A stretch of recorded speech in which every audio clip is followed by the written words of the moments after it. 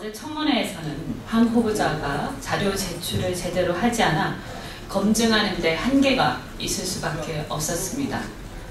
특히 이번 청문회의 최대 쟁점인 변호사 시절의 전관 예우 및 병역 면제 의혹과 관련된 결정적 자료가 제출되지 않고 있어 청문회가 사실상 평행화되고 있습니다. 황 후보자는 그동안 제기된 의혹들에 대해 청문회에서 모든 것을 밝히겠다며 발뺌해 왔습니다.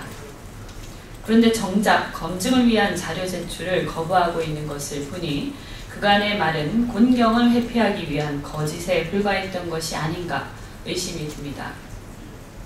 이 상태로는 인사청문회를 계속 진행하는 것이 무의미합니다. 황 후보자는 자료 제출 요구에 즉각 응해야 할 것입니다.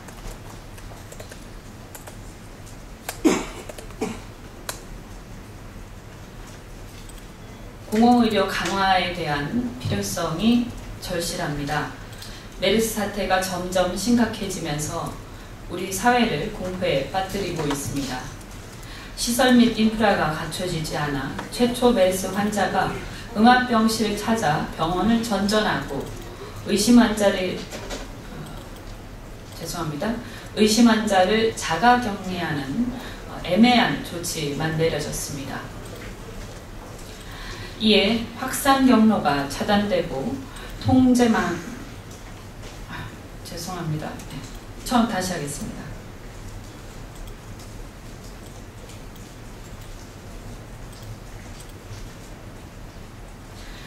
시설 및 인프라가 제대로 갖춰지지 않아 최초 메르스 환자가 음압병실을 찾아 병원을 전전하고 의심 환자는 자가격리하는 정도의 애매한 조치만 내려졌습니다. 이에 확산 경로가 제대로 차단되지 못하고 통제망에 구멍이 숭숭 뚫렸습니다. 많은 의료진이 사명감으로 고군분투하고 있는 가운데 확산 통제를 위한 전문 인력도 턱없이 부족한 상황입니다.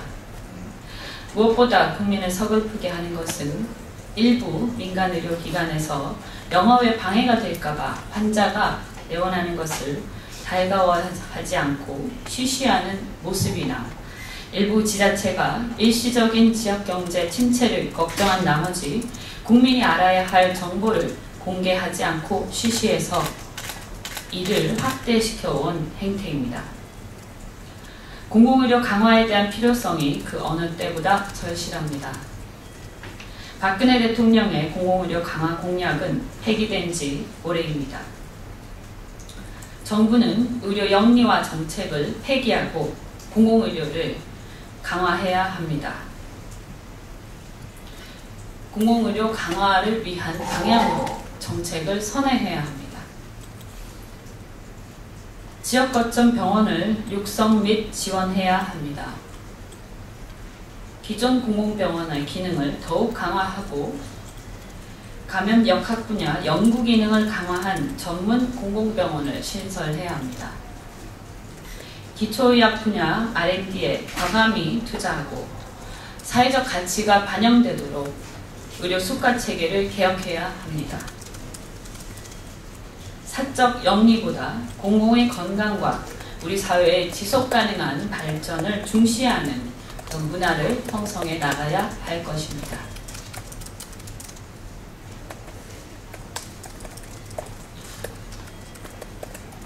메르스 확진자 중 최초로 10대 고등학생 환자가 발생했습니다.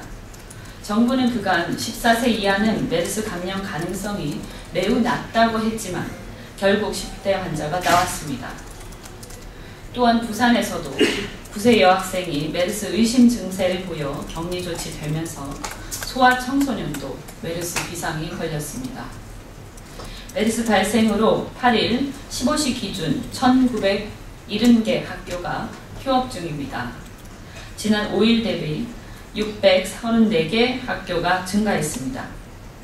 이 중 경기도는 유초, 중고 및 대학 1,409개 학교가 휴업 중이고 서울 유초, 중고 및 대학도 180개교가 휴업 중에 있습니다. 집단 생활을 하는 학생들에게서 메르스 감염자가 발생할 경우 걷잡을 수 없는 사태가 벌어질 수 있습니다.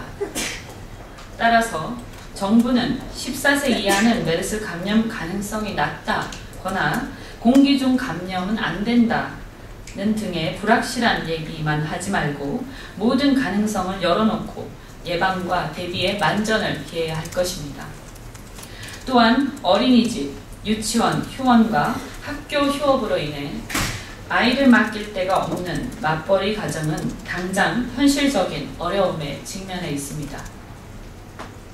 이에 부모의 최소기간 유급휴가 보장 등의 현실적 대책이 필요합니다.